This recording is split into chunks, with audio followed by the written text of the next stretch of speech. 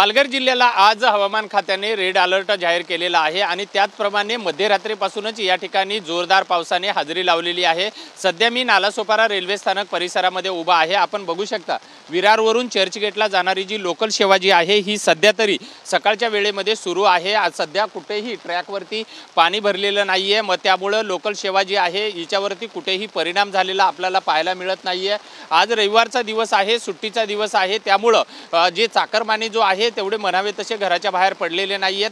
मात्र लोकल सेवा ही सध्या सुरू असल्यामुळे जे घराबाहेर पडणारे जे चाकरमानी आहेत त्यांची कुठेही गैरसोय होत असताना आपल्याला पाहायला मिळत नाहीये। सध्या जर बघितलं तर पावसाचा जोर जो आहे हा कायम असताना आपल्याला पाहायला मिळत आहे। स्थानक परिसरामधला जो सकल भागातला जो भाग आहे त्या ठिकाणी काही प्रमाणामध्ये सकाळच्या वेळेमध्ये पाणी साचायला सुरुवात झालेली आहे। दुपारच्या वेळेनंतर मात्र अतिवृष्टी ही मोठ्या प्रमाणामध्ये होण्याची शक्यता आहे। दरवर्षी नालासोपाराचा हा जो परिसर आहे या ठिकाणी गुडघाभर पाणी साचतं आणि जर मोठ्या प्रमाणामध्ये जर या ठिकाणी पाऊस जर सुरू झाला तर हा जो परिसर आहे हा पूर्ण पाण्याखाली जाण्याची शक्यता सुद्धा वर्तविल्या जात आहे।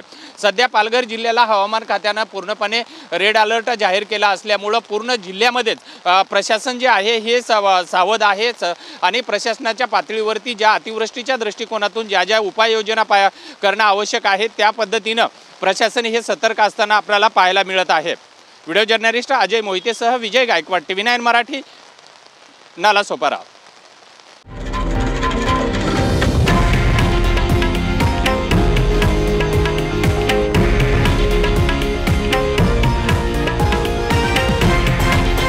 हे आहे देशातील नंबर 1 न्यूज नेटवर्क आणि आपण पाहत आहात TV9 मराठी, एकमेव।